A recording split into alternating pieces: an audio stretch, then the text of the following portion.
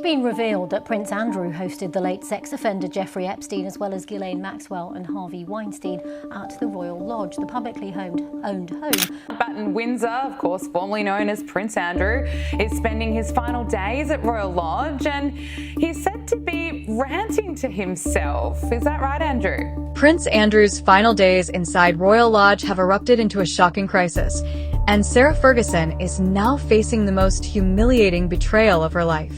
But first, subscribe and turn on notifications because later in this video, I'll reveal the insider claim about the secret Andrew fears Sarah might expose, a detail the palace absolutely does not want anywhere near the headlines.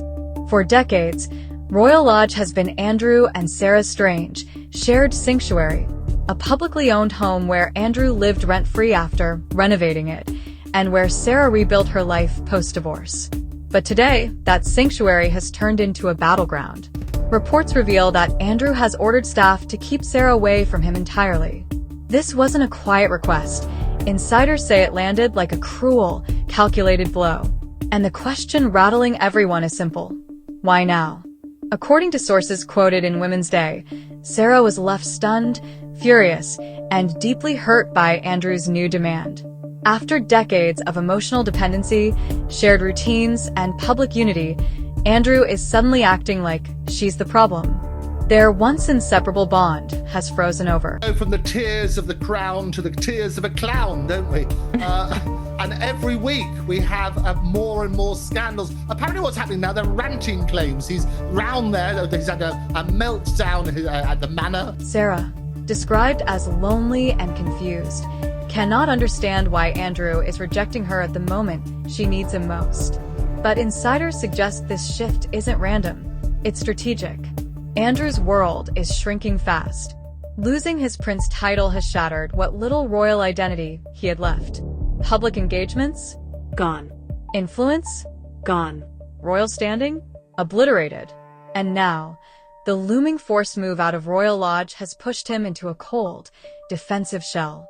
Insiders paint a picture of a man pacing the halls, muttering under his breath, ranting to himself about the unfairness of it all. Is this anger, or is it fear? Inside Royal Lodge, the atmosphere has deteriorated beyond repair. Staff say Sarah and Andrew barely see each other anymore, living in opposite wings like exiles under the same roof. When they do cross paths, usually at tense, awkward meals, the conversation is emotional, sharp, and dripping with anxiety. Sarah is terrified about losing her home, her status, her stability. Andrew refuses to discuss the future at all. What happens when two people who depended on each other for survival suddenly become enemies?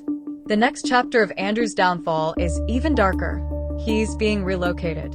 Not to another grand estate, not to another central royal residence, but to a much smaller house on King Charles's private Sandringham estate, a quiet corner many insiders describe as Andrew's internal exile. More revelations keep coming out, talk about perhaps his request to move to Frogmore Cottage. But what are the options? No royal engagements. No privileges. No spotlight. Just isolation.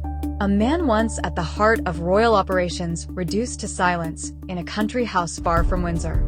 Is this the beginning of his final disappearance from public life? Meanwhile, Sarah is unraveling. Sources say she hides in her wing of the lodge, or escapes to the pub on the estate grounds. She reportedly begs staff to stay late, so she won't be alone. Her anxiety is spiking. She doesn't know where she'll live once the lodge is gone. And the fear of financial instability, something she has battled her entire life, is clawing back at her. For a woman whose world was built around royal validation, is this the nightmare she always feared? But to understand the intensity of this fallout, we need to go back. For decades, Andrew and Sarah lived a life that baffled royal watchers. Divorced since 1996, yet sharing the same home. Publicly insisting they were family, privately behaving like a unit. Their relationship wasn't romantic, it was strategic, symbiotic, a survival pact. Sarah provided warmth, companionship, and loyalty. Andrew provided protection, financial stability, and access. Together, they built an unspoken agreement. You guard my secrets, I guard yours. What the royal family is going to do with Andrew this Christmas, because it seems very unlikely that the former Duke will be invited to King Charles's family celebration on the Sandringham estate. Sarah's loyalty wasn't just emotional, it was calculated. She needed the protection of the royal household.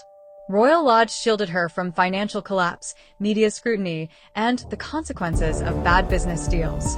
She also knew the truth about Andrew's private world, the people he met, the favors exchanged, the circles he operated in as a trade envoy. Keeping Andrew close kept those secrets contained. And more importantly, it protected Beatrice and Eugenie's position in the royal family. For Sarah, leaving wasn't an option. But Andrew's loyalty to Sarah was even more telling. She held his secrets. She knew what he did, who he met, how he behaved. If she turned on him, the fallout could be catastrophic. Keeping her inside Royal Lodge kept her quiet. It also softened his image. Rejecting her during the height of his scandal would have looked cruel. And frankly, over time, they depended on each other. Their alliance wasn't romantic, it was survival. Now that the lodge is collapsing, that survival pact is cracking. And here comes the twist that shocked royal insiders. Both Andrew and Sarah are reportedly dating again. Yes, both of them. At the same time, as the keys to Royal Lodge are about to be handed over. Insiders suggest this isn't a coincidence, it's distancing. Emotionally, publicly, Strategically. dating allows them to rewrite their own narratives before the other one exposes something damaging. Could this be the first real sign that the pact is ending? Meanwhile, the mood inside Royal Lodge is unbearable. Staff say friends no longer visit. The house feels cursed. Andrew hides in darkened rooms, snapping at anyone who interrupts him. Sarah wanders the mansion with a nervous energy, whispering, "What next?" under her breath. The tension is suffocating. It's the final days of a two-person kingdom built on secrecy. And both of them know, when the doors close for good, the truth might finally spill out. This brings us to the most explosive part of the report. The one insiders say the palace fears more than anything else. Andrew's sudden rejection of Sarah may not be about anger or resentment. Insiders suggest he worries that once she's out of Royal Lodge, she'll no longer have any reason to stay quiet. That the secrets she held to protect herself and to protect him may not remain buried. And if those secrets surface, the monarchy could face an entirely new crisis. If you enjoyed this deep dive, hit like, subscribe, and tap the notification bell so you never miss a moment of this unfolding royal disaster.